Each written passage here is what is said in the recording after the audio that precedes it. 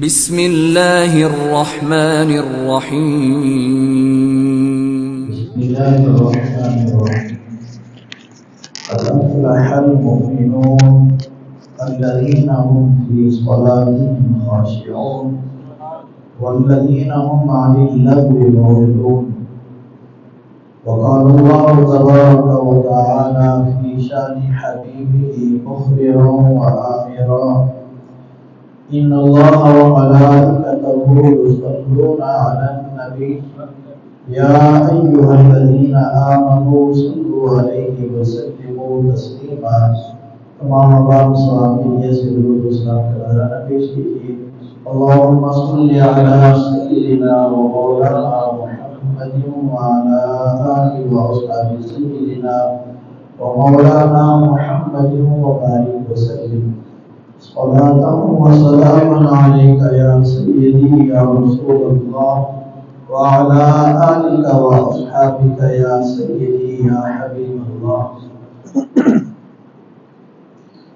حمد و صلات کے بعد انتہائی عزت و احترام کے لائق حضرات سامعین و حاضرین، آج جیسا کہ آپ نے سماعت فرمایا کہ درس قرآن اس کا عنوان ہے کامیاب مومنین کی صفات قرآن عزیز کی روشنی میں.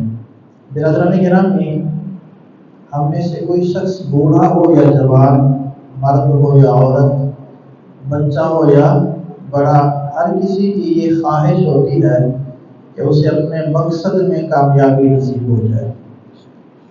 کوئی ایک شخص بھی اس بات کو پسند نہیں کرتا کہ وہ اپنے مقصد اور مطلوب میں ناکام ہو جائے.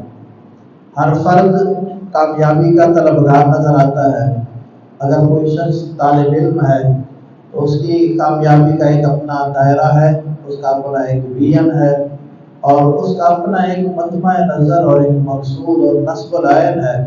تو یہ کہ اچھے نمبروں کے ساتھ، اچھی پوزیشن کے ساتھ اپنے درجہ میں اور اپنی کلاس میں وہ کامیابی حاصل کرے، مطلوبہ ڈگری حاصل کر لے. اگر کوئی شخص تجارت سے وابستہ ہے، کوئی بزنس مین ہے، اس کی خواہش یہ ہے کہ اسے اپنے بزنس میں کامیابی ملے اور اسے معاشی اعتبار سے کبھی کوئی دھچکا نہ لگے، کبھی وہ دیوالیہ نہ ہو جائے، بلکہ اسے مسلسل کامیابیاں ملتی چلی جائیں اور وہ بہتر سے بہترین کا جو سلسلہ ہے اس میں کامیاب ہوتا چلا جائے. اسی طرح ہر بندے کی زندگی کے جو مختلف ہمارے فیز ہوتے ہیں، عمر کے جو حصے ہوتے ہیں، ان حصوں میں مختلف خواہشات رہتی ہیں اور ان میں انسان کامیاب ہونے کے لیے جتن بھی کرتا ہے، جستجو اور جدوجہد بھی کرتا ہے. کامیابی کا ایک تصور تو یہ ہے جو ہم نارمل اپنے لیے ایک تصور ہم نے قائم کیا ہوا ہے. جیسے میں نے عرض کیا، بچے سے لے کر بڑے تک کامیابی کا ایک ہمارا ایک عمومی تصور ہے جسے ہم محدود سی کامیابی کا تصور کہہ سکتے ہیں. حقیقی طور پر کامیابی ہوتی کیا ہے اور کن کو اللہ رب العزت کی بارگاہ میں کامیاب ہونے کا سرٹیفکیٹ عطا کیا گیا ہے، یہ ہم اللہ اس کے رسول کے فرامین سے ہی سمجھیں گے. قرآن عزیز فرقان حمید میں اللہ رب العزت نے ارشاد فرمایا: فَمَنْ زُحْزِحَ عَنِ النَّارِ وَأُدْخِلَ الْجَنَّةَ فَقَدْ فَازَ. اس کا مطلب یہ ہے کہ جس شخص کو جہنم سے دور کر دیا گیا اور اسے جنت میں داخل کر دیا گیا، یقیناً وہ شخص کامیاب ہو گیا. گویا اللہ رب العزت نے کامیابی کا معیار یہ قرار دیا کہ جہنم سے بچ جانا اور جنت میں داخل ہو جانا، یہ در حقیقت کامیابی ہے. باقی کامیابیوں کے حوالے سے میں نے جیسے پہلے عرض کیا، ہمارا ایک دنیاوی کامیابی کا ایک اپنا اپنا تصور، ایک اپنی اپنی ایک خواہش اور اپنی اپنی ایک لمٹ ہوتی ہے. تو یہ ہے کامیابی کے بالکل یوں سمجھ لیجئے کہ ایک چھوٹے چھوٹے درجے. حقیقی، اصلی اور اہم ترین بنیادی اور فائنل کامیابی یہ ہے انسان جہنم سے بچ جائے اور جنت میں داخل کر دیا جائے. یہ وہ کامیابی ہے جسے ہمارا خالق، مالک، رازق، پالنہار، ہمارا کریم رب کامیابی قرار دے رہا ہے. آج ہم اس حوالے سے قرآن عزیز کی روشنی میں دیکھیں گے کہ اللہ کریم نے ایک تو یہ فرما دیا کہ جس کو جہنم سے بچا لیا گیا جنت میں داخل ہوا وہ کامیاب ہے، تو کون سے خوش نصیب نیک بخت اور سعادت مند لوگ ہیں جنہیں اللہ رب العزت نے فرمایا کہ یہ واقعی کامیابی پا گئے، یہ گویا جہنم سے بچ گئے۔ تو میں نے آپ کے سامنے خطبہ میں سورہ المؤمنون جہاں سے پارہ نمبر 18 کا آغاز ہو رہا ہے، اس کی ابتدائی آیات پڑھی ہیں۔ ان ابتدائی آیات اور ان کے بعد والی آیات مجموعی طور پر سورہ المؤمنون کی جو 10 آیات ہیں، ان 10 آیات کے حوالے سے آج کا ہمارا یہ درس ہوگا، اور ان 10 آیات کی اہمیت، عظمت اور فضیلت میں آپ اسلام کے ایک فرمان کے ذریعے سے پہلے عرض کر دیتا ہوں، پھر ہم ان آیات کا ترجمہ اور تفصیل سے بات کریں گے۔ حضرت سیدنا فاروق اعظم رضی اللہ تعالیٰ عنہ آپ روایت کرتے ہیں، آپ فرماتے ہیں کہ جب حضور سرور دو عالم فخر آدم و بنی آدم صلی اللہ علیہ وآلہ وسلم آپ پر وحی کا نزول ہوا کرتا تھا تو یوں محسوس ہوتا تھا جیسے آپ کے چہرے کے قریب شہد کی مکھیوں کی بھنبھناہٹ کی آواز آ رہی ہو۔ کہتے ہیں ایک دفعہ ایسا ہوا آپ علیہ السلام پر ایسی کیفیت طاری ہو گئی، ہم حضور کی خدمت میں موجود تھے، آپ علیہ السلام پر کچھ دیر تک یہ کیفیت طاری رہی اور یوں محسوس ہوتا رہا جیسے شہد کی مکھیوں کی بھنبھناہٹ کی آواز آ رہی ہو۔ جب یہ کیفیت ختم ہو گئی تو آپ علیہ السلام نے دعا کی اور دعا کرنے کے بعد فرمایا کہ مجھ پر اللہ کریم نے ایسی 10 آیات نازل فرمائی ہیں، جو شخص ان 10 آیات پر ان کے تقاضوں کے مطابق عمل کرنے کی مجھے ضمانت اور گارنٹی دیتا ہے تو میں محمد عربی صلی اللہ علیہ وسلم اسے جنت کی ضمانت دیتا ہوں۔ یعنی یہ وہ 10 آیات ہیں جن میں کامیاب مومنین کی صفات کو بڑی تفصیل کے ساتھ یکجا اور ایک گویا نصاب کے طور پر یہاں بیان کر دیا گیا۔ جو ایک وقت لوگ ان صفات پر پورے اترنے والے ہیں، اللہ کریم نے ان کی کامیابی کا باشگاف انداز میں یہاں پہ اظہار فرما دیا۔ تو ہمیں اس نیت کے ساتھ اور اسی جذبہ کے ساتھ ان آیات کو سننا چاہیے، یہاں بیٹھنا چاہیے کہ ہم ان آیات کو ان کی روح کے مطابق اپنانے کی کوشش کریں گے، ان پر عمل کریں گے، اور ان پر عمل کریں گے تو یقیناً نہ صرف اخروی کامیابی ہمارا نصیبہ ٹھہرے گی بلکہ دنیاوی عزتیں راحتیں بھی ہمارا مقدر ہوگی۔ تو سب سے پہلی آیہ مقدسہ اس میں اللہ کریم نے فرمایا قد افلح المؤمنون، یقیناً ایمان والے فلاح پا گئے، اپنے مقصد اور اپنی مراد کو وہ پانے والے بن گئے، دنیا اور آخرت کی کامیابی کے وہ حقدار ٹھہرے۔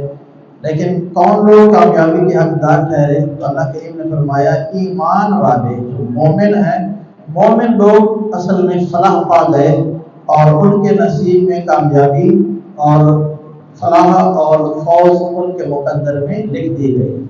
تو سب سے یہاں پہلی اور بنیادی چیز ہمارے علم میں یہ آئی کہ فلاح اور کامیابی کے لیے ایمان ناگزیر ہے۔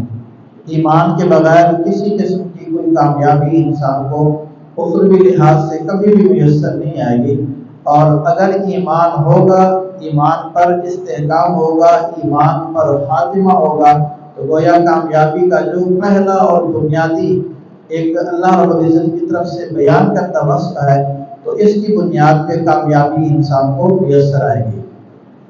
تو اس لیے ہمیں سب سے پہلے اپنے ایمان کا تحفظ، ایمان کی فکر اور ایمان پر استقامت کا اہتمام کرنا ہوگا۔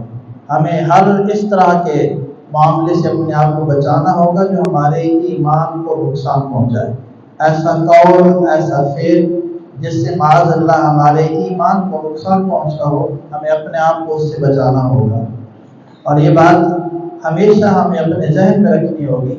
کئی دفعہ بے خیالی اور بے دیانی میں انسان کی زبان سے کفریہ کلمات صادر ہو جاتے ہیں۔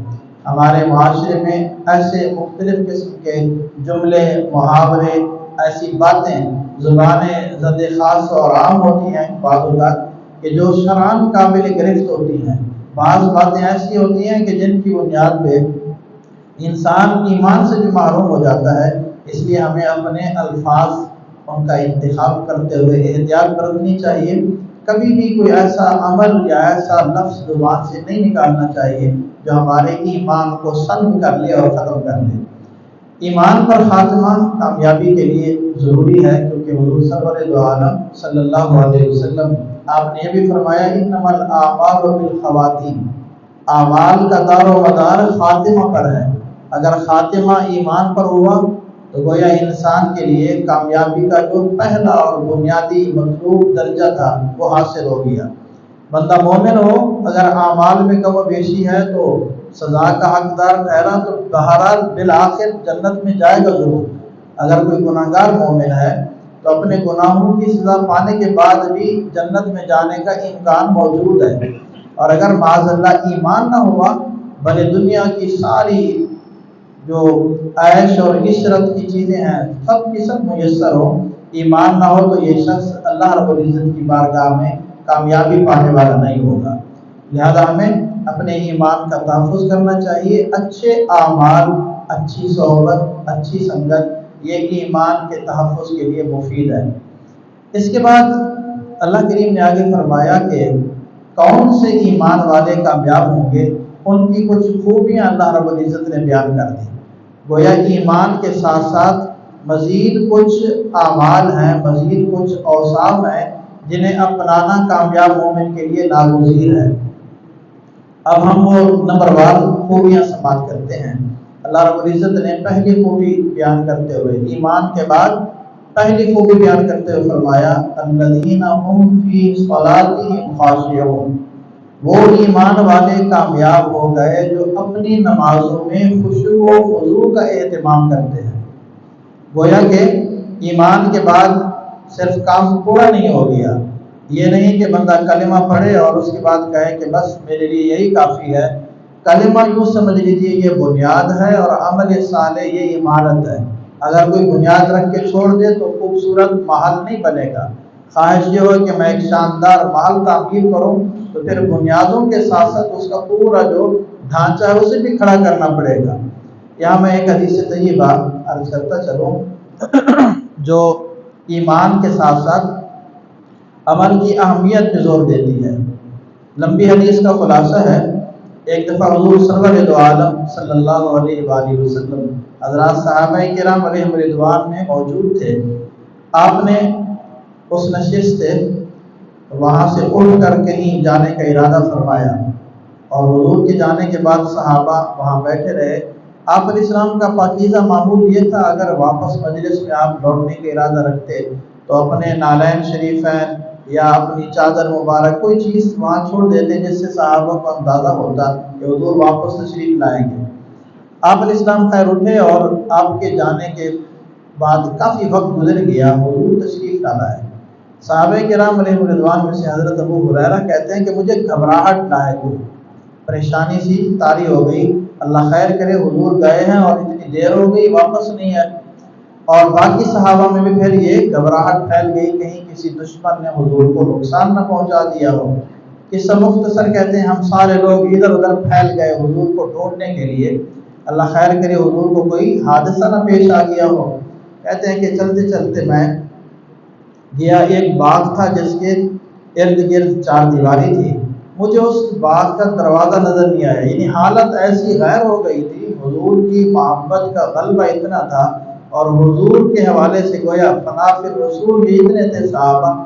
دروازہ ہونے کے باوجود کہتے ہیں مجھے احساس نہ ہوا کہ اس کا دروازہ کدھر ہے، حتیٰ کہ میں نے ایک چھوٹی سی جو پانی کی نالی جا رہی تھی دیوار کے اندر سے اسے دیکھا تو کہتے ہیں میں سمٹ کے جس طرح لومڑی گزرتی ہے تو میں اس پانی کی چھوٹی نالی سے باغ کے اندر گیا۔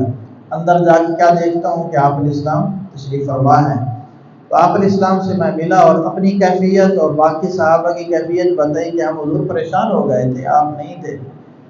آپ علیہ السلام نے اپنے مبارک نالین شریفین اپنے جوڑے انہیں عطا فرمائے اور انہیں فرمایا جاؤ جو تمہیں ملے تو اسے یہ خوشخبری دے دو کہ حضور یہ فرما رہے ہیں کہ جو شخص لا الہ الا اللہ پڑھے گا وہ جنت میں داخل ہوگا۔ حضرت ابو ہریرہ خوشی خوشی آپ کے مبارک مقدس جوڑوں کو اٹھائے، باہر آ رہے ہیں۔ حضرت فاروق اعظم رضی اللہ تعالیٰ عنہ وہ بھی ان صحابہ میں تھے جو حضور کو ڈھونڈنے کے لیے نکلے ہوئے تھے۔ ان کی سب سے پہلے ملاقات جناب فاروق اعظم سے ہو گئی۔ ان نے چھوٹتے ہی خوشخبری سنا دی کہ حضور نے فرمایا کہ جس نے لا الہ الا اللہ پڑھا وہ جنت میں داخل ہوا۔ حضرت فاروق اعظم رضی اللہ تعالیٰ عنہ حضور کے تربیت یافتہ ہیں، آپ کے غلام ہیں، جانثار ہیں، اور حضور نے مختلف فرامین میں فاروق اعظم رضی اللہ تعالیٰ عنہ آپ کی اصابت رائے، آپ کی سمجھداری اور آپ کا جو خوف خدا اس کا تذکرہ فرمایا۔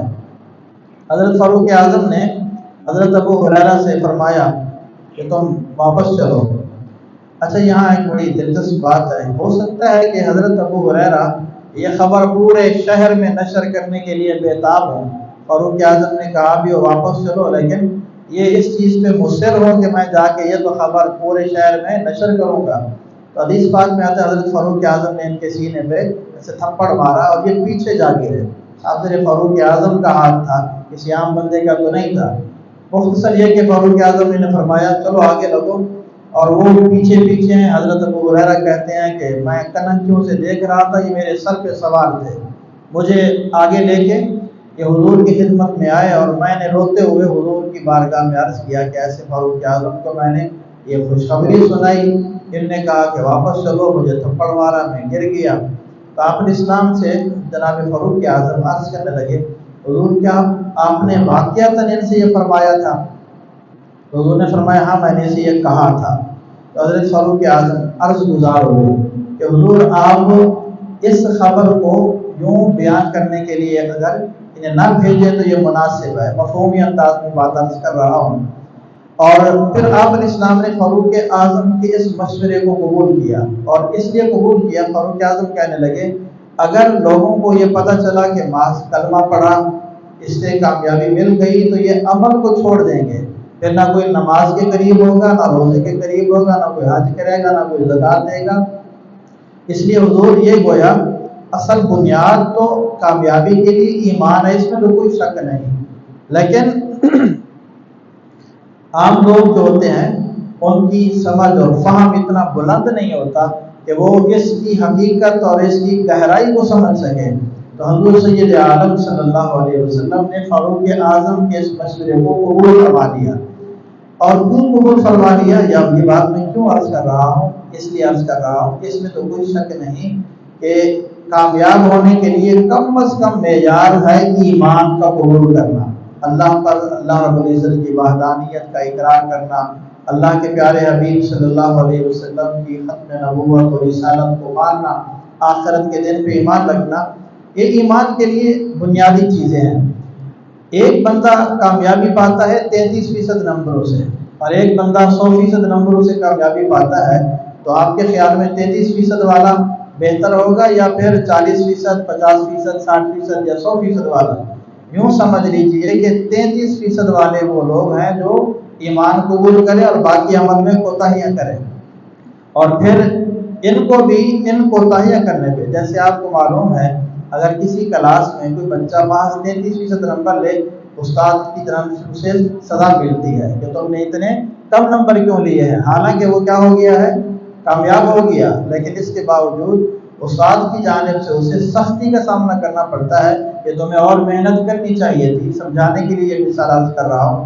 تو مختصر یہ کہ ایمان تو یہ بنیادی شرط ہے، ایمان کے ساتھ ساتھ پھر آگے مختلف اوصاف یہ کامیاب لوگوں کے لیے اللہ کریم نے بیان کر دیے۔ جو بندہ جتنی خوبیاں اپناتا چلا جائے گا اتنا وہ بہترین طریقے سے کامیابی حاصل کرنے والوں میں شامل ہوتا چلا جائے گا۔ اور ہم عام محاورے میں کہتے ہیں کہ جتنا گڑ ہوگا اتنا میٹھا ہوگا، یعنی جتنے اچھے اوصاف ہوں گے اتنا اچھے انداز سے بندے کو کامیابی ملے گی۔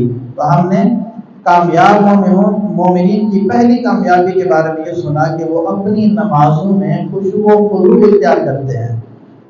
اب اگر کوئی بندہ کلمہ گو ہے لیکن نماز کے قریب ہی نہیں آتا، جیسے کہ بدقسمتی سے ہماری 90-95% آبادی ایسی ہے جو باقاعدگی سے نماز نہیں پڑھتی، یہ ہمارے لیے لمحہ فکریہ ہے، یہ بہت بڑی المیہ والی بات ہے کہ اگر ہم اپنے اس مسلم معاشرے میں دیکھ لیں، جو غیر مسلم معاشروں میں مسلمان بستے ہیں ان کی حالت اللہ ہی بہتر جانتا ہے، لیکن ہم پاکستان کی اگر بات کریں یا کسی اور مسلمان ملک کی، یہاں پہ بہت بڑی تعداد ایسے لوگوں کی ہے جو پیدائشی مسلمان ہیں لیکن نماز نہیں پڑھتے۔ پھر جو لوگ 5-10% نماز پڑھنے آتے ہیں، ان کی نمازوں کا اگر ہم معیار چیک کریں، اس میں بھی پھر ہمیں بہت ساری اصلاح طلب باتیں نظر آئیں گی۔ کتنے لوگ ہیں جو صحیح طریقے سے کامل طور پر طہارت کا اہتمام کرتے ہیں، بہت سے لوگ ہیں جنہیں وضو کے فرائض کا علم ہی نہیں ہوگا، ان کی اگر طہارت اور ان کا وضو ہی ناقص ہوگا تو نماز ہی نہیں ہوگی۔ کتنے لوگ ہیں جو نماز کے فرائض اور واجبات اور ارکان سے واقف ہیں، ہمارے نماز پڑھنے والوں کی ایک بڑی تعداد ہے جو ان چیزوں سے آگاہ بھی نہیں ہے۔ اچھا، پھر نماز پڑھنا صرف کافی نہیں ہے، بہت سے لوگ آتے ہیں وہ ٹھونگے مار کے چلے جاتے ہیں، اور 2 منٹوں کے اندر 4 رکعت پڑھنا تو گویا ان کے بائیں ہاتھ کا کھیل ہوتا ہے۔ اس انداز کی نماز شریعت کو مطلوب نہیں ہے۔ یہاں صرف نماز ہی نہیں پڑھنی بلکہ فرمایا نماز خشوع و خضوع کے ساتھ ادا کرنی ہے۔ یہ جو خشوع و خضوع ہوتا ہے، ایک ظاہری خشوع و خضوع ہوتا ہے، ایک باطنی خشوع و خضوع ہوتا ہے۔ آپ میری گفتگو سن لیں، علامہ صاحب آگے تشریف لے آئیں گے، میں آپ کو سنانے کے لیے یہ آیا ہوں۔ اور میں آج اپنی مسجد میں جو ہفتہ وار درس قرآن ہوتا ہے، حضرت کی خواہش پہ آج اسے میں نے ترک کیا ہے، اس لیے آپ احباب توجہ سے جو میں عرض کر رہا ہوں اسے سماعت کریں۔ صرف نماز پڑھنا کافی نہیں بلکہ فرمایا خشوع و خضوع کے ساتھ وہ نماز ادا کرتے ہیں۔ اب خشوع کے حوالے سے میں نے عرض کیا، ظاہری خشوع کا سادہ سا ایک طریقہ اور مطلب یہ ہے، بندہ نماز پڑھتے ہوئے اپنی توجہ نماز کی جانب رکھے، اس کی نگاہ ادھر ادھر نہ بھٹک رہی ہو دوران نماز، اپنی سجدہ گاہ کی جانب نظر رکھے، اپنے کپڑوں یا جسم کے ساتھ کھجلی کرتے ہوئے، خارش کرتے ہوئے اپنے آپ کو ادھر متوجہ نہ کرے، اپنے بالوں کو نہ سہلاتا رہے نماز میں، اور دوران نماز ادھر ادھر بالکل متوجہ نہ ہو، اس کی گردن نہ مڑے۔ یہ گویا ظاہری خشوع و خضوع ہوتا ہے۔ اور باطنی خشوع و خضوع یعنی بندہ مکمل طور پر اللہ رب العزت کی جانب متوجہ ہو، اور اس میں بندہ کم از کم اتنا تو دل میں بات یہ بٹھا کے رکھے کہ میں جس کی بندگی کر رہا ہوں وہ مجھے دیکھ رہا ہے۔ ایک حدیث طیبہ جسے حدیث جبریل کہا جاتا ہے، کافی لمبی حدیث ہے، اس میں ایک حصہ یہ ہے، آپ علیہ السلام سے احسان یعنی اخلاص کے بارے میں پوچھا گیا کہ حضور یہ اخلاص کیا ہوتا ہے؟ تو آپ علیہ السلام نے فرمایا ان تعبد اللہ کأنک تراہ فإن لم تکن تراہ فإنہ یراک، او کما قال علیہ السلام۔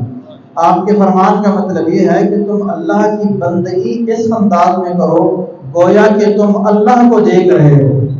اور فرمایا کہ اگر یہ مرتبہ تمہیں حاصل نہیں ہے، اس لیول پہ تم نہیں پہنچے، تو فرمایا کہ پھر تم کم از کم اتنا تو دل میں یہ بات بٹھا کے رکھو کہ اللہ رب العزت تمہیں دیکھ رہا ہے۔ تو ہم لوگ ناقص لوگ ہیں۔ پہلے والا مرتبہ یہ مقربین کا مرتبہ ہے، یہ تقوی و صلاح کے اعلیٰ ترین مرتبے پہ فائز نیک بخت لوگوں کا مرتبہ ہے۔ ہم ناقص لوگ ہیں، کم از کم ہمیں نماز پڑھتے ہوئے اس چیز کا تو دھیان رکھنا چاہیے کہ ہم جس خالق و مالک کی بندگی کر رہے ہیں، جس کی بارگاہ بے کس میں ہم اپنی جبین نیاز جھکا رہے ہیں، وہ ہمارا خالق ہمیں دیکھ رہا ہے، ہماری ہر حرکت سے بھی وہ واقف ہے، حتیٰ کہ دل میں پیدا ہونے والے وسوسے اور خیال تک سے بھی وہ واقف ہے۔ اس انداز میں اگر نماز پڑھی جائے گی، اس نماز کا جو لطف ہے اسے لفظوں میں بیان نہیں کیا جا سکتا، اسے محسوس کیا جا سکتا ہے۔ اس لیے میرے عزیز بھائیوں، ہمیں کم از کم نماز پڑھنے کے لیے اب اس نہج پہ، اس انداز میں کوشش کرنی ہوگی کہ ہم نماز پڑھیں تو خشوع و خضوع کے ساتھ، یکسوئی کے ساتھ، حضور قلبی اور حضور ذہنی کے ساتھ، یعنی ہمارا دماغ اور ہمارا جسم کامل طور پر متوجہ ہو اس جانب کہ میں اپنے رب کی بندگی کر رہا ہوں، جس نے مجھے زندگی کی نعمت بخشی، جس نے مجھے تندرستی کی نعمت بخشی، جس نے مجھے رزق کی شکل میں نعمت بخشی، جس نے اتنی نعمتیں بخشی کہ جنہیں میں شمار نہیں کر سکتا۔ میں اس خالق کی بارگاہ میں حاضر ہوا ہوں، اور میں جو کچھ کر رہا ہوں، جو کچھ کہہ رہا ہوں، میرا رب کو دیکھ بھی رہا ہے، وہ سن بھی رہا ہے۔ اگر اس طریقے سے بندہ بندگی کرے گا تو رب تعالیٰ کی بارگاہ سے جو اجر ملے گا اس کا ہم تصور بھی نہیں کر سکتے۔ قرآن عزیز کی یہ آیت آپ میں سے اکثر دوستوں نے پڑھی ہوگی، بہتوں کو یاد ہوگی۔ مساجد میں یہ آیت بھی عموماً یہ تحریر ہوتی ہے کہ ان الصلاۃ تنہی عن الفحشاء والمنکر، بے شک نماز بے حیائی اور برے کاموں سے روکتی ہے۔ اچھا، اللہ کریم نے نماز کی یہ برکت بیان کی، اس کی عظمت و فضیلت بیان کی کہ نماز کیا کرتی ہے؟ بے حیائی سے بھی روکتی ہے، برے کاموں سے بھی روکتی ہے۔ جبکہ ہمارا مشاہدہ یہ ہے بہت سارے افراد نماز بھی پڑھتے ہیں، نماز پڑھنے کے باوجود طرح طرح کے گناہوں کی آلودگیوں میں ملوث ہوتے ہیں۔ معاذ اللہ وہ جھوٹ بولتے ہیں، معاذ اللہ ان میں کئی سود خور ہوتے ہیں، معاذ اللہ کوئی رشوت خور ہوتے ہیں، معاذ اللہ کوئی دوسروں کا ناحق طریقے سے مال غصب کرتے ہیں، ہڑپ کرتے ہیں، ناجائز دوسروں کے پلاٹ مکانات زمینوں پہ قبضہ کرتے ہیں، طرح طرح سے اپنی زبان، اپنے منصب، اپنی طاقت سے لوگوں کو ستاتے ہیں، لیکن وہ نماز پڑھتے ہوئے ہمیں نظر آتے ہیں۔ ایسا کیوں ہے؟ نماز بھی پڑھ رہے ہیں پھر بھی طرح طرح کے گناہوں میں وہ کیوں ملوث ہے؟ تو میں سمجھتا ہوں کہ بنیادی وجہ یہ ہے کہ ان کی نمازوں کے اندر نقص رہ گیا ہے۔ اگر انہوں نے کامل طور پر نمازیں پڑھی ہوتی، جیسے نماز پڑھنے کا حق ہے، کامل طور پر طہارت کا اہتمام کیا ہوتا اور خشوع و خضوع کے ساتھ شرعی تقاضوں کے مطابق اگر نمازیں پڑھی ہوتی تو یہ نماز کی پھر برکت ہوتی کہ نماز اسے نکیل ڈال دیتی، نماز اسے پھر گناہوں کی طرف قدم بڑھانے سے روک دیتی۔ یہ ہمارے لیے ایک بہت سخت قسم کا یوں سمجھ لیجیے یہ ٹیسٹ بھی ہے۔ ہم اپنے گریبانوں میں بھی جھانکیں، اپنا بھی محاسبہ کریں۔ اگر ہم بھی نمازیں پڑھ رہے ہیں اور پھر بھی طرح طرح کے گناہوں سے ہم اپنا پیچھا نہیں چھڑا پا رہے تو ہمیں نظر ثانی کی ضرورت ہے کہ ہماری نمازوں میں کہیں نقص رہ گیا ہے۔ تو جو کجی، جو کمی اور جو نقص رہ گیا ہے ہمیں اسے درست کرنے کے لیے سنجیدگی کے ساتھ کوشش کرنی چاہیے۔ یہاں خشوع و خضوع کے حوالے سے بہت ساری باتوں میں سے میں ایک دو باتیں عرض کر کے آگے بڑھتا ہوں کہ ہمارے لیے خشوع و خضوع کا ایک بہترین نمونہ آپ علیہ السلام کی تو بات ہی نرالی ہے، حضور کے تربیت یافتہ اور پھر آگے درجہ بدرجہ جو تقویٰ و صلاح کے حامل ایمان والے ہیں۔ تو میں اس حوالے سے ایک صحابی رسول صلی اللہ علیہ وسلم کی بات، ایک حضرت امام ابو حنیفہ، ایک حضور غوث پاک، مختصراً ان کی خشوع و خضوع کے حوالے سے بات عرض کر کے آگے بڑھتا ہوں۔ ابو داؤد شریف میں ہے اور ترمذی میں بھی یہ حدیث ہے کہ ایک دفعہ آپ علیہ السلام ایک سفر میں تھے اور وہ سفر جہاد پر مشتمل سفر تھا۔ ایک مسلمان نے کسی کافر کی بیوی کو گرفتار کیا، جنگ میں اس کی بیوی گرفتار ہو گئی تو اس کافر نے اپنے اوپر لازم کر لیا کہ جب تک میں مسلمانوں میں سے کسی کے خون سے زمین کو رنگین نہیں کروں گا میں آرام سے نہیں بیٹھوں گا۔ اب اس نے لشکر کا تعاقب شروع کر دیا، مشرک اور کافر نے۔ آپ علیہ السلام نے سفر کرتے ہوئے ایک جگہ پڑاؤ کیا، قافلے کو روکا، رات کو وہیں ٹھہرنے کا پروگرام بنایا۔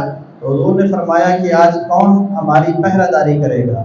تو مہاجرین میں سے ایک بہادر اور ایک انصار میں سے بہادر نکلے، عرض کرنے لگے حضور رات کو ہم پہرہ دیں گے۔ حضور نے انہیں مقرر کر دیا جو مناسب مقام تھا، جو پہاڑی درہ تھا وادی کے دہانے پہ، اور ان میں سے جو مہاجر صحابی تھے انہوں نے انصاری صحابی سے کہا کہ ہم نا رات کو دو حصوں میں بانٹ لیتے ہیں، آدھی رات میں آرام کرتا ہوں، تم جاگ کر پہرہ داری کا فریضہ سر انجام دو، اور باقی جو نصف رات ہوگی میں جاگوں گا، تم آرام کر لینا۔ تو پہلے انصاری صحابی نے جاگنے کے لیے کہا کہ میں پہرہ دوں گا آدھی رات تک، آپ آرام کر لیں۔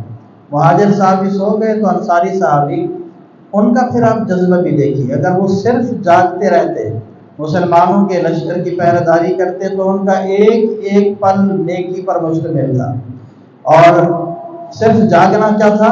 عبادت تھا۔ لیکن صحابہ نیکی کے بارے میں بھی بڑے حریص تھے، وہ چاہتے تھے کہ زیادہ سے زیادہ نیکیاں ہم اکٹھی کر لیں، اپنے وقت کو نہایت قیمتی کر کے وہ بسر کیا کرتے تھے۔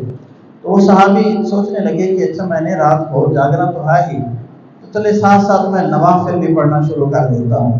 یعنی یہ گویا عبادت کے حوالے سے صحابہ کا جو ذوق تھا، ہم لوگ عبادت بیزار ہیں اور صحابہ کرام علیہ رضوان عبادت گزار تھے۔ اچھا، انہوں نے جناب نوافل کی نیت کی، نماز شروع کی۔ مشرک جو تعاقب کرتے ہوئے وہاں ان کے قریب قریب ہی تھا تو اس نے موقع غنیمت جانا، اس نے یکے بعد دیگرے 3 تیر مارے صحابی کو، تینوں انہیں آ کے لگے اور تیر لگنے سے وہ زخمی ہوئے، جسم سے خون بہنے لگا، لیکن انہوں نے نماز نہیں توڑی۔ حتیٰ کہ جب تیسرا تیر لگا تو اتفاقاً سوئے ہوئے جو مہاجر صحابی تھے وہ جاگ گئے، انہوں نے دیکھا کہ جسم سے خون بہ رہا ہے لیکن حضرت نماز میں مصروف ہے۔ ان کے اٹھنے سے مشرک بھاگ گیا کہ اب یہ بیدار ہو گئے، تو وہ مہاجر صحابی کہنے لگے جب آپ کو پہلا تیر لگا اس وقت ہی آپ مجھے بیدار کر دیتے تاکہ میں اس کافر کا تعاقب کرتا، اسے پکڑتا۔ تو حضرت فرمانے لگے میں اصل میں نماز میں قرآنی آیات کی جو تلاوت کر رہا تھا، میرا جی نہیں کر رہا تھا کہ ان کی تلاوت کو چھوڑ دوں۔ یعنی وہ نماز میں اتنا کھوئے ہوئے تھے، ان کے خشوع و خضوع کا یہ عالم تھا کہ انہیں یہ بات گوارا نہ ہوئی کہ تیر لگ رہے ہیں تو میں نماز چھوڑ دوں۔ نماز کو انہیں پھر بھی جاری رکھا۔ ان کی نماز اور ہماری نماز کا ذرا موازنہ کیجیے۔ ہمیں تو مکھی اگر تنگ کرنے آ جائے تو ہمیں چین نہیں آتا، ہم نماز میں مکھیاں اڑاتے رہتے ہیں، اور ہم لوگ تو نماز میں ہلکی سی اگر کوئی پریشانی لاحق ہو تو ہماری توجہ اس جانب چلی جاتی ہے۔ حضور کے تربیت یافتہ آپ کے غلام اس انداز میں نماز ادا کرتے تھے۔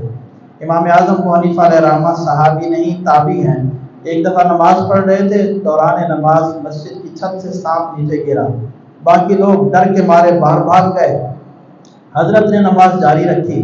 نماز سے فارغ ہوئے تو لوگوں نے کہا جناب ایک خوفناک قسم کا سانپ مسجد کی چھت سے نیچے گرا، تو آپ اندر رہے، ہمیں تو یہ خطرہ لاحق ہوا کہیں سانپ آپ کو ڈس نہ لے۔ آپ نے فرمایا اچھا مجھے پتہ نہیں چلا کیونکہ میں نماز پڑھ رہا تھا۔ یعنی ہماری توجہ تو دائیں بائیں ہر جانب ہوتی ہے، نماز کے علاوہ شاید ہر طرف ہماری توجہ ہوتی ہے، لیکن صحابی نہیں، یہ تابعی بزرگ ہیں جن کی ہم پیروی اور تقلید کرتے ہیں۔ وہ فرماتے ہیں کہ میں نماز پڑھ رہا تھا تو میں نماز میں پوری طرح گویا اللہ رب العزت کی بارگاہ کی طرف ہی متوجہ تھا، کیا ہو رہا ہے مجھے اس کا کوئی پتہ نہیں، کیا بھگدڑ مچی، لوگ باہر نکل گئے، حضرت تس سے مس نہ ہوئے، اپنی نماز کو مکمل کرنے کے بعد انہیں پتہ چلا۔ اور حضور سیدنا غوث اعظم رضی اللہ تعالیٰ عنہ، آپ کا بھی اسی طرح کا واقعہ ہے جیسے امام اعظم ابو حنیفہ علیہ رحمہ کا، آپ بھی نماز پڑھ رہے تھے، دوران نماز سانپ گرا، آپ نے نماز جاری رکھی، حتیٰ کہ مختصر کر رہا ہوں کہ سانپ جب آپ تشہد کی حالت میں بیٹھے تو وہ آگے بڑھا اور آپ کی گردن میں ہلکا ڈال کے گویا لٹک کیا، لیکن آپ نے نماز کو پھر بھی نہیں توڑا اور نماز کو آپ نے اسی طریقے سے جاری رکھا جیسے کہ آپ نے نماز کا آغاز کیا اور اس کا اختتام کیا۔ لوگ حیران اور ششدر تھے، آپ سے کہا کہ حضرت آپ کو کوئی ڈر نہیں لگا؟ آپ نے فرمایا کہ اللہ رب العزت نے جو میرے مقدر میں لکھا ہوا ہے مجھے یقین تھا کہ وہی مجھے مل کے رہے گا، اگر اس نے مجھے تکلیف پہنچانی تھی تو اگر میں نماز توڑ بھی دیتا تو یہ مجھے تکلیف پہنچاتا، اور اگر میرے مقدر میں کوئی تکلیف پہنچانا نہیں تھا اس کی جانب سے تو مجھے وہ تکلیف پہنچنی نہیں تھی۔ گویا اللہ کریم کی جانب سے جو مقدر ہے اس پہ کامل ایمان اور یقین کی ایک بہترین مثال بھی ہے۔ مختصر یہ کہ میں نے اس پہ تفصیل کے ساتھ بات اس لیے کر لی کہ نماز دین اسلام کے جو 5 ستون ہیں ان میں سے ایک اہم ستون ہے۔ اگر صحیح طور پر ہم خود، ہمارے بچے، ہمارے گھر کی خواتین، ہمارے دوست احباب، ہمارے اہل محلہ اگر وہ نماز باقاعدگی سے خشوع و خضوع کے ساتھ پڑھنا شروع ہو جائیں، انشاءاللہ اصلاح کے دروازے کھل جائیں گے۔ بہت سارے گناہوں سے بچنے کے لیے یہ چیزیں معاون ثابت ہوں گی، اس لیے میں نے تفصیل کے ساتھ اس پہ گفتگو کر لی۔ اب ہم اگلے وصف کی جانب بڑھتے ہیں۔ اللہ کریم نے فرمایا والذین هم عن اللغو معرضون، وہ ایمان والے کامیاب ہو گئے جو لغو چیزوں سے منہ موڑ لیتے ہیں۔ لغو کا لفظی مطلب ہوتا ہے بے فائدہ، بیکار، عبث، اور کوئی قول یا فعل، آسان لفظ میں یوں سمجھ لیں کہ ایسا کوئی قول یعنی بات یا کوئی ایسا عمل جس کا دینی لحاظ سے یا اخروی لحاظ سے ہمیں کوئی فائدہ نہ ہو، دنیاوی لحاظ سے فائدہ نہ ہو، شریعت کی زبان میں اس کو لغو قرار دیا جاتا ہے۔ یہاں اللہ کریم نے کامیاب مومنین کا دوسرا وصف یہ بیان کیا کہ وہ لغو چیزوں سے اپنا منہ موڑ لیتے ہیں۔ یعنی نہ وہ کوئی بے فائدہ بے تکی کوئی فضول بات کرتے ہیں، نہ ان کا کوئی بیکار کام ہوتا ہے۔ ان کا کام ہوگا تو معقولیت پر مبنی ہوگا، سمجھداری پر مبنی ہوگا، بات کریں گے تو شائستگی اور تہذیب کے ساتھ بات کریں گے، اور جتنا مقصد ہوگا جتنی ضرورت ہوگی اتنی بات کریں گے۔ یہ ایک آیت مقدسہ آپ اگر اس کی گہرائی میں جائیں، اس میں پورے دین کو گویا سمو دیا گیا ہے۔ یعنی اس ایک آیت مقدسہ کو اگر بندہ پوری تفصیل کے ساتھ اپنی زندگی میں نافذ کرنا چاہے، یعنی وہ کچھ بولنے لگا ہے تو آیت سامنے ہو کہ میں جو بول رہا ہوں کہ لغو تو نہیں ہے، بے فائدہ تو نہیں ہے، اس کا دینی دنیاوی لحاظ سے کوئی فائدہ ہے۔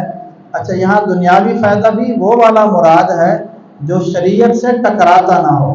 اگر کوئی دنیاوی فائدہ ہے لیکن شرعی لحاظ سے وہ ہمارے لیے چیز فائدہ مند نہیں، تو اس دنیاوی فائدے کو پس پش ڈالنا ہوگا۔ تو مختصر یہ کہ جب ہمارے یہاں ایک محاورہ بولا جاتا ہے نا، پہلے تولو پھر بولو، گویا وہ بھی اس آیت سے مستفاد ہے۔ ہمیں بولتے ہوئے بھی احتیاط برتنی چاہیے کہ میں جو بول رہا ہوں ضرورت سے زائد کوئی فضول بات تو نہیں ہے، کوئی میں مسخرے پن کا مظاہرہ تو نہیں کر رہا، فضول گوئی یاوہ گوئی کا مظاہرہ تو نہیں کر رہا۔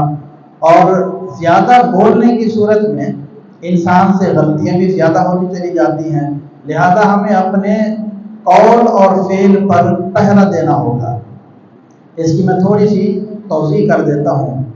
ہم اگر اپنا جائزہ لیں، اپنا محاسبہ کریں، تو ہم لوگ دل میں بہت ساری باتیں ایسی کرتے ہیں جن کی ہمیں ضرورت نہیں ہوتی، اور ہم جو کچھ بھی بول رہے ہوتے ہیں نا، قرآن عزیز میں ہے کہ ما یلفظ من قول الا لدیہ رقیب عتید، یعنی ہم جو بھی زبان سے کوئی لفظ نکالتے ہیں تو اس لفظ کو محفوظ کرنے کے لیے فرشتہ مقرر ہے، اور فرشتہ جو کچھ ہم بول رہے ہیں ہمارے رجسٹر میں، ہمارے ریکارڈ میں اسے لکھ رہا ہے، اور قیامت والے دن ہمیں اپنے ہر بول اور ہر لفظ اس کا پھر جواب بھی دینا ہوگا۔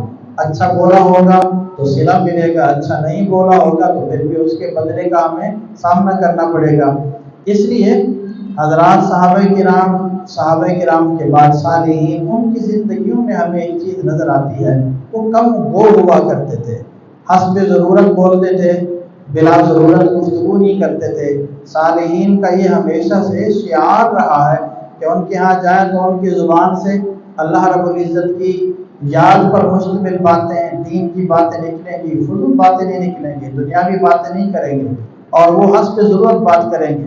بلکہ مجھے یہاں یاد آ رہا ہے، ایک بزرگ جا رہے تھے تو راستے میں انہوں نے دیکھا کہ ایک شخص نے مکان بنایا جس کا بالا خانہ بھی بنایا، تو یہ بزرگ رکے اور اس سے پوچھا کہ میاں یہ جو تم نے بالا خانہ بنایا ہے تو اس پہ کتنا وقت لگا ہے؟ اچھا، اس سوال کے بعد انہیں احساس ہوا کہ میں نے یہ جو ان سے سوال کیا یہ تو فضول ہی کیا ہے، اس کی ضرورت کیا تھی، اور مجھے اس کی کوئی حاجت و ضرورت نہیں تھی، بلا ضرورت میں نے ایسی گفتگو کر لی۔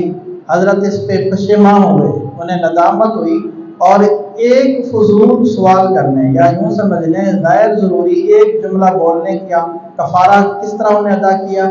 1 سال تک روزہ رکھنے کا انہیں اہتمام کیا، اور کہا چونکہ میں نے فضول بات کر لی اس لیے مجھے کم از کم اس کا کفارہ یوں دینا چاہیے۔ ہم لوگ تو زبانی جمع خرچ کرنے کے ماہر ہیں، ہماری جلوت اور خلوت، ہماری تنہائیاں اور دوستوں میں موجودگی، اس میں وقت کا ضیاع ہی ضیاع ہوتا ہے۔ ہم لوگ اپنے وقت کو قیمتی کر کے نہیں گزارتے، حالانکہ ہمارا ایک ایک لمحہ یہ ہمارے لیے بہت نایاب اور بہت قیمتی ہے۔ یوں سمجھ لیجئے کہ ہمارے دن اور رات میں جو 24 گھنٹے ہیں، ایک ایک گھنٹہ ایک ایک سونے کے سکے کی طرح ہے، اور ہم پھر اپنے اگر محاسبہ کریں تو ہمیں یہ لگے گا کہ ہم اپنا پورا اثاثہ بڑی بے دردی کے ساتھ اسے ضائع کر رہے ہیں۔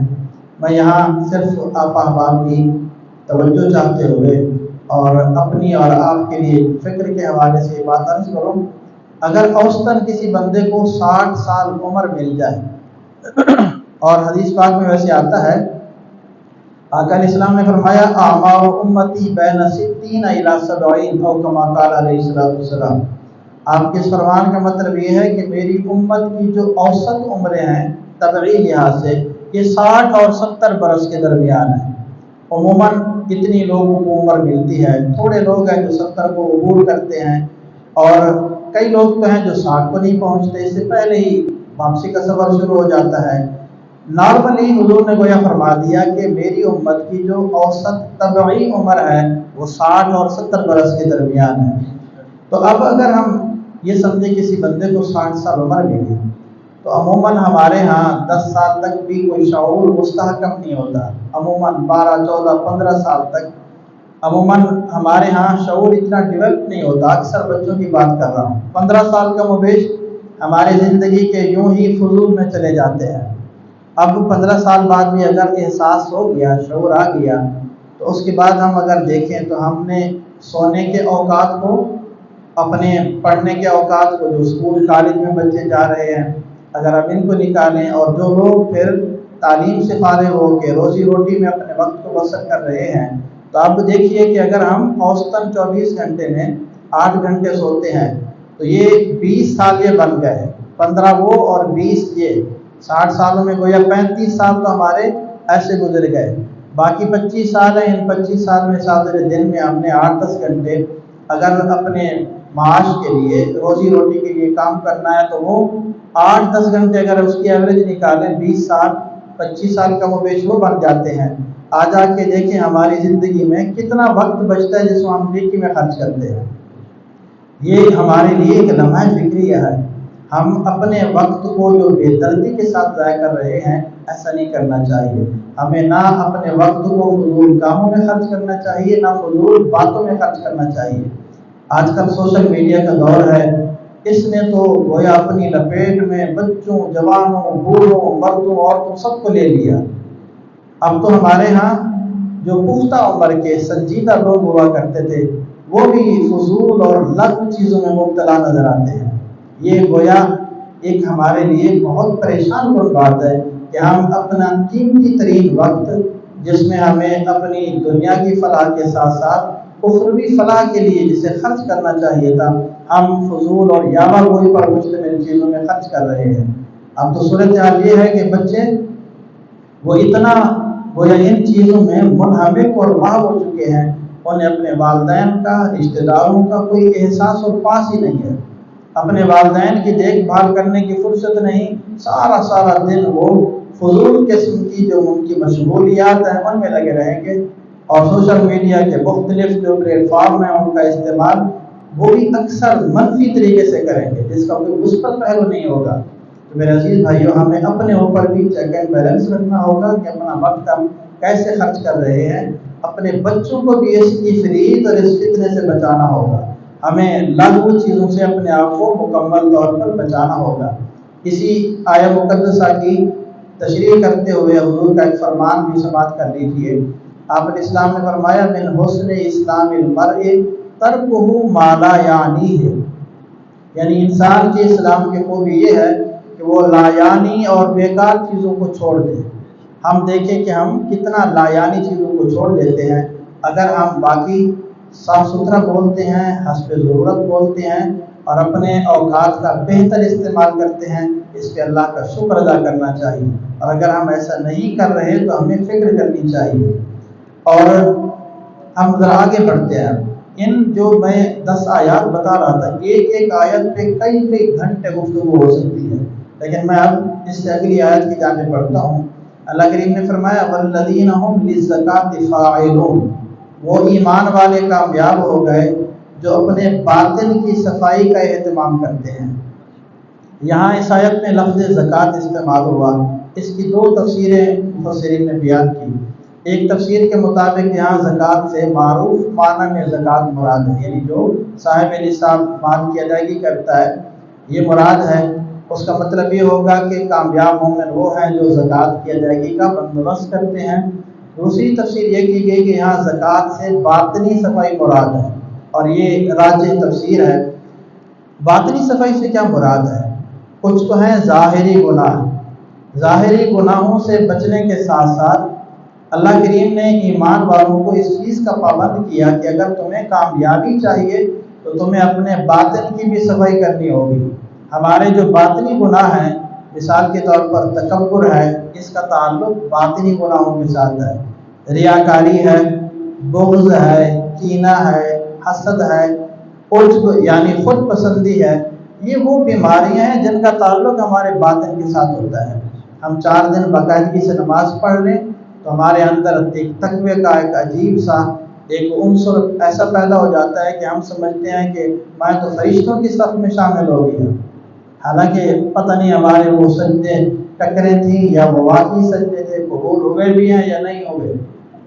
اگر ہم تھوڑی سی کوئی اور نیکی والا کام کر لیں تو ہمارے دل میں شیطان یہ بات ڈال دیتا ہے، تم تو گویا تقویٰ کے اعلیٰ مرتبے پہ فائز ہو گئے، تم تو اب اس قابل ہو کہ لوگ تمہیں جھک جھک کے ملیں، تمہاری جوتے سیدھے کریں، 10 بوسیاں کریں، کیونکہ تم تو بڑے متقی ہو گئے ہو، تم نے تو اتنے نیک کام کیے۔ میرے عزیز بھائیوں، بسا اوقات انسان کو اندازہ نہیں ہو رہا ہوتا، وہ اندرونی طور پر کئی بیماریوں میں مبتلا ہوتا ہے۔ ہمیں جہاں اپنے ظاہر کو شریعت کے مطابق بنانا ہے، وہیں اپنے باطن کے اوپر بھی پہرا دینا ہے۔ اگر دل میں کسی کے لیے کینہ ہے، کوئی بغض ہے، اسے نکالنا ہوگا۔ اگر بغض و کینہ سینے میں بچا کے رکھا تو پھر ہم اللہ کریم کی جو عمومی رحمت اور اس کی طرف سے عنایت ہے، اس سے ہم محروم رہیں گے۔ آپ نے یہ حدیث بارہا سنی ہوگی کہ 15 شعبان المعظم کی جو رات ہوتی ہے، شب قدر ہوتی ہے، ان راتوں میں اور دیگر بھی راتیں ہیں جن میں اللہ کی رحمت پورے جوبن پر ہوتی ہے اور لوگوں کی کثرت کے ساتھ مغفرت ہو رہی ہوتی ہے، رحمتوں کا نزول ہو رہا ہوتا ہے، لیکن ان مقدس اور بابرکت راتوں میں اسی طرح ایک اور حدیث پاک میں آتا ہے کہ ہر پیر اور ہر جمعرات کو اللہ رب العزت کی جانب سے یہ کرم ہوتا ہے کہ ایمان والوں کے صغیرہ گناہوں کو اللہ کریم معاف فرما دیتا ہے، لیکن فرشتوں سے فرماتا ہے کہ جو 2 بندے آپس میں روٹے ہوئے ہیں، آپس میں ان کا کوئی جھگڑا ہے، کوئی تنازع ہے، یا ایک دوسرے کے لیے دل میں کوئی بغض اور کینہ ہے، انہیں ان کے حال پہ چھوڑ دیا جائے، ان کے نہ گناہوں کو معاف کیا جاتا ہے، نہ یہ رحمتوں کے حقدار ٹھہرتے ہیں۔ لہذا ہمیں اپنے سینوں کو ہر طرح کے کینوں سے بھی بچانا ہوگا۔ رشتہ داروں سے متعلق مسائل ہیں، کولیگ سے متعلق مسائل ہیں، محلہ داروں سے، تو ہمیں اپنے سینے کو ان خامیوں سے بھی بچانا ہوگا اور ہر طرح کے تکبر سے، خود پسندی سے، خود نمائی سے ہمیں بچانا ہوگا، تب ہم کامیاب لوگوں کی صف میں شامل ہوں گے۔ اس کے بعد اللہ کریم نے فرمایا والذین هم لفروجهم حافظون الا علی ازواجهم او ما ملکت ایمانهم فانهم غیر ملومین فمن ابتغى وراء ذلك فاولئک هم العادون۔ یہ 3 آیات ہیں، ان 3 آیات کا لب لباب یہ ہے، اللہ کریم نے فرمایا وہ ایمان والے کامیاب ہیں جو اپنی شرمگاہوں کی حفاظت کرتے ہیں اور اپنی جو بیویاں ہیں یا جو شرعی باندیاں ہیں۔ ہمارے اس دور میں باندیوں کا سلسلہ نہیں ہے، ماضی میں جب جہاد اور یہ سلسلہ ہوتا تھا اس وقت کفار کی خواتین جو قیدی ہوتی ہیں انہیں باندی کہا جاتا ہے، تو باندیاں جس مسلمان کی ملکیت میں ہوتی ہیں اس سے جنسی تعلق شرعاً جائز تھا، تو قرآن نے فرمایا کہ یہ اپنی بیویوں اور اپنی جو شرعی باندیاں ہیں ان سے قضائے شہوت کرتے ہیں، یعنی اپنی جو جنسی خواہش ہے اس کی تسکین کے لیے یہ جائز ذریعے استعمال کرتے ہیں، اس کے علاوہ وہ اپنے شرمگاہوں کو بچا کے رکھتے ہیں۔ اور آگے فرمایا کہ جس نے اس کے علاوہ کسی اور چیز کو طلب کیا، یعنی جائز طریقہ، ہمارے دور میں جائز طریقہ صرف اور صرف نکاح کے ذریعے جو بیوی ہو، یہ جائز طریقہ ہے جنسی خواہش کی تسکین کے لیے۔ تو گویا قرآن یہ کہہ رہا ہے کہ جو اس جائز طریقے کو چھوڑ کے کسی اور چیز کے پیچھے پڑا تو اللہ نے فرمایا یہ لوگ حد سے تجاوز کرنے والے ہیں۔ اب ہم اگر اس آیہ مقدسہ کو سامنے رکھیں، ہمارے معاشرے کے اندر جو پھیلی ہوئی بے حیائی ہے، جو بے راہ روی ہے، معاذ اللہ جو ہمارے ہاں ایک کثرت کے ساتھ فحاشی اور عریانی کے معاملات آئے روز سوشل میڈیا کے ذریعے، پرنٹ میڈیا، الیکٹرانک میڈیا کے ذریعے منظر پہ آتے رہتے ہیں، تو ہمارا یہ معاشرہ اسلامی معاشرہ کہلانے کے لائق نظر نہیں آتا۔ ہمارے ہاں تو ایک بہت بڑی تعداد ہے جو معاذ اللہ اس جرم میں مبتلا ہے، جبکہ کامیاب مومنین کے لیے اللہ کریم نے یہ بات بیان فرمائی، وہ اپنی شرمگاہوں کی حفاظت کرتے ہیں، ان کا ناجائز استعمال نہیں کرتے، نہ وہ ہم جنس پرستی کے شکار ہوتے ہیں، نہ وہ متع کرتے ہیں، نہ وہ بدکاری میں مبتلا ہوتے ہیں، اور نہ ہی وہ دیگر جو غیر شرعی طریقے ہو سکتے ہیں ان کو وہ اختیار کرتے ہیں۔ میرے عزیز بھائیوں، یہاں ایک اور فرمان رسول صلی اللہ علیہ وسلم کو بھی میں عرض کرتا چلوں۔ آقا علیہ السلام نے فرمایا کہ جو چیز دو جبڑوں کے درمیان ہے اور جو چیز دو رانوں کے درمیان ہے، یعنی زبان اور شرمگاہ، آپ نے فرمایا جو بندہ ان دو چیزوں کی حفاظت کی مجھے ضمانت دیتا ہے میں اسے جنت کی ضمانت دیتا ہوں۔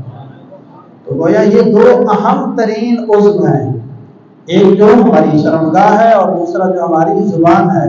زبان کا غیر محتاط استعمال بھی انسان کو گہرائیوں میں گرا دیتا ہے، شرمگاہ کا بھی ناجائز استعمال انسان کو جہنم کا ایندھن بنا دیتا ہے۔ اس لیے کامیاب مومنوں کی صف میں شامل ہونا ہے تو قرآن عزیز نے کہا تمہیں اپنی شرمگاہوں کی حفاظت کرنی ہوگی۔ اس کے بعد اللہ رب العزت نے فرمایا والذین هم لأماناتهم وعہدهم راعون، وہ ایمان والے کامیاب ہو گئے جو اپنی امانتوں اور اپنے وعدوں کی رعایت کرتے ہیں، پاسداری کرتے ہیں۔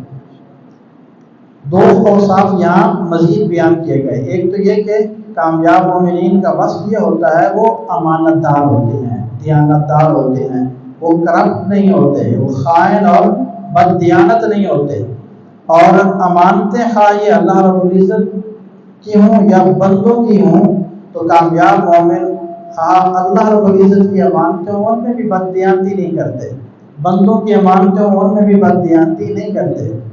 اس آیت کو اگر ہم سامنے رکھیں، اپنے کردار، رویے اور اپنے پاکستانی معاشرے کو اگر ہم سامنے رکھیں تو ہمیں نہایت دکھ اور افسوس ہوگا۔ ہمارے ہاں اگر دیکھا جائے تو بن حیث القوم ہم ایک نہ کرپٹ قوم ہے، بد دیانت لوگ ہیں۔ ہمارے ہاں تو اخلاقی پستی کا یہ عالم ہے، اگر کسی بندے نے لوگوں کے بھلے کے لیے اس نے کوئی ٹھنڈے پانی کی مشین نصب کر دی، گلاس لگائے تو زنجیر کو باندھنا پڑے گا، تالا لگانا پڑے گا، وگرنہ یہ خطرہ ہوتا ہے کہ یہاں پہ بسنے والے جو مومن ہیں وہ اس گلاس کو ہی لے اڑیں گے، پینے کے لیے گلاس ہی نہیں بچے گا۔ ہمارے ہاں مسجدوں کے اندر ٹوٹیوں کو بھی بعض اوقات لاک لگانا پڑتا ہے، وگرنہ مسجد کی ٹوٹیاں بھی لوگ چرا جاتے ہیں، مسجد کے لوٹے چرا کے لے جاتے ہیں۔ یہ کیا ہے؟ یہ اخلاقی بدتری کی بدترین مثال ہے۔ اور ہمارے ہاں جس بندے کو جو منصب یا عہدہ مل جائے تو ایک بھاری اکثریت ہے جو ان مناصب اور ان عہدوں کا ناجائز استعمال کرتی ہے، کہیں اقربا پروری ہوگی، کہیں رشوت ستانی کا معاملہ ہوگا۔ یعنی ہم لوگ اگر قومی سطح پہ دیکھیں تو ہماری حالت اس حوالے سے بڑی ابتر ہے۔ اقوام عالم میں آپ لوگ ماشاءاللہ باشعور ہیں اور آپ پڑھے لکھے لوگ ہیں، آپ ان چیزوں کو پڑھتے رہتے ہیں، آپ کے علم میں ہے کہ دیانتداری کے حوالے سے ہمارا مرتبہ کون سا ہے اقوام عالم میں؟ بہت نچلی اور بہت ہی پچھلی سیٹوں پہ ہمارا شمار ہوتا ہے۔ وہ ہمارا نظام عدل ہو وہ بھی کرپٹ ہے، ہمارا نظام سیاست ہو وہ بھی ہمارا بہت کرپٹ، ہمارے یہاں بیوروکریسی ہو وہ بھی کرپٹ اور بدعنوان۔ الغرض ہم میں سے جو بندہ جس طبقے سے تعلق رکھتا ہے وہاں بد دیانتی کی بدترین مثالیں نظر آئیں گی۔ ہمیں اگر ہم اپنے گریبانوں میں جھانکیں تو ہم بھی اگر دیکھیں، اگر ہم نے گورنمنٹ جاب کی، سرکاری جاب کی تو ہم کتنے دیانتدار ہوئے، اگر ہم نے پرائیویٹ کسی بندے کو اپنی خدمات اور سروسز فراہم کی اور اس سے اجرت طے کی تو ہم کتنی دیانتداری سے کام کرتے رہے۔ آپ دیکھتے ہیں اگر کوئی بندہ مثال دے رہا ہو، مستری مزدور کو لایا، اگر سر پہ چڑھا رہے اور کھڑا رہے تو کام کا معیار اور ہوگا، رفتار بھی اور ہوگی۔ یہ اگر دائیں بائیں ہو جائے معیار بھی پست اور مقدار بھی پست۔ اچھا اسی طرح اگر آپ کسی سے کوئی کام کروانے جاتے ہیں، آپ اگر اپنی آنکھوں کے سامنے کروائیں گے تو معاملہ اور ہوگا، آپ دائیں بائیں ہوئے نہیں، اس نے آپ کو چونا لگا دیا۔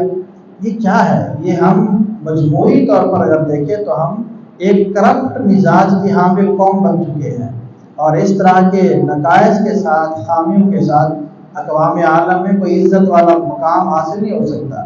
لہذا میرے عزیز بھائیوں، کم از کم ہمیں اپنے حصے کا چراغ جلاتے ہوئے اپنی ذات سے تو شروع کرنا چاہیے نا۔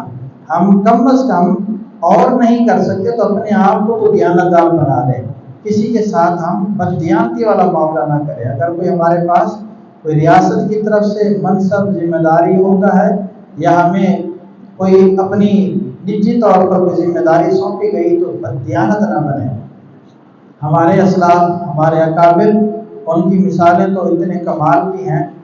مجھے یاد پڑ رہا ہے حضرت عبداللہ بن مبارک رضی اللہ تعالیٰ عنہ، غالباً ان کے حوالے سے بہت پہلے میں نے پڑھا۔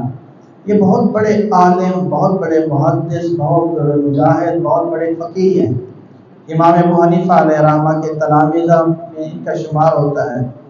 حضرت عبداللہ بن مبارک کے حوالے سے آتا ہے کہ ایک دفعہ مصر میں ایک عرصے تک یہ وہاں درس حدیث دیتے رہے، پڑھتے رہے۔ وہاں سے انہوں نے موجودہ جو ایران ہے اس کی شہر رائے کی طرف ان نے سفر کرنا تھا، یہ وہاں سے روانہ ہوئے۔ اچھا، جب وہاں تھے تو ایک ان نے ساتھی سے اس دور میں لکھنے کے لیے جو قلم استعمال ہوتے تھے، ہمارے دور میں تو مہنگے مہنگے قلم ہیں، اس دور میں عموماً کانے سے بنے ہوئے قلم، اس طرح کی چیزیں ہوتی تھی جو معمولی قیمت کی ہوتی تھی۔ اچھا، ان نے کسی ساتھی سے عاریۃً اور ادھار قلم مانگا۔ وہاں سے جب سفر کے لیے روانہ ہوئے، انہیں یاد نہ رہا کہ میں نے قلم جو ہے ساتھی کو واپس کرنا ہے۔ سامان باندھا، مہینوں کا سفر، اس دور میں سفر بھی مشقت بھرا تھا۔ مہینوں کا سفر کر کے جب یہاں رائے پہنچے، سینکڑوں کلومیٹر کا فاصلہ کر کے سامان کھولا تو اس میں سے ساتھی کا قلم نکل آیا۔ حضرت بڑے پریشان ہو گئے، یہ کیا ہو گیا ہے کہ اس کا قلم میرے پاس آ گیا، حالانکہ وہ چند ٹکوں کا ہوگا۔ آپ نے دوبارہ سامان باندھا، پھر واپسی کا سفر کیا، دوبارہ قاہرہ مصر گئے، قلم واپس کیا اور معذرت کی کہ حضرت میں غلطی سے یاد نہیں رہا، قلم لے کے چلا گیا تھا کیونکہ یہ آپ کی چیز تھی، اب میں واپس کرنے کے لیے آیا۔ اس امانت داری اور ہماری حالت، اس کا کوئی موازنہ ہو سکتا ہے؟ بالکل نہیں ہو سکتا۔ اچھا، امانت کے ساتھ ساتھ ہمیں یہ بھی کہا گیا کہ ایمان والے اپنے وعدوں کی پاسداری کرتے ہیں۔ ہم دیکھیں کہ ہم لوگ کتنے وعدوں کی پاسداری کرنے والے ہیں۔ ہم لوگ تو معاذ اللہ معمولی باتوں پر جھوٹ بولنا اسے معیوب ہی نہیں سمجھتے۔ کتنے چھوٹے چھوٹے معاملات ہوتے ہیں، ہم دوستوں کے ساتھ، رشتہ داروں کے ساتھ، تعلق داروں کے ساتھ ہم وعدے کر لیں گے اور اسی وقت ہی ہماری نیت میں فطور ہوگا کہ اس وعدے کو میں نے پورا نہیں کرنا۔ میرے عزیز بھائیوں، یہ بد مزاجیاں ہیں اور یہ نہایت ہی خامیاں ہیں جو کامیاب لوگوں کو زیبا نہیں ہے، نہ کامیاب لوگوں کی یہ صفت ہے۔ اگر ہمیں کامیابی چاہیے تو میں خلاصہ کے طور پہ عرض کر دیتا ہوں، سب سے پہلے تو دولت ایمان ہے، اسے اپنے سینے میں سمونا ہوگا۔ اس کے بعد ایمان کی دولت کے بعد اللہ کریم نے فرمایا کہ وہ لوگ نماز خشوع و خضوع کے ساتھ ادا کرتے ہیں۔ کامیاب مومن لاغو اور بے چیز چیزوں سے منہ موڑ لیتے ہیں، وہ اپنے باطن کی صفائی کرتے ہیں، وہ اپنی شرمگاہوں کی حفاظت کرتے ہیں، وہ یا اپنی بیویوں کے علاوہ شرمگاہ کا ناجائز استعمال نہیں کرتے، اور کامیاب مومن امانت دار ہوتے ہیں، وعدوں کی پاسداری کرتے ہیں۔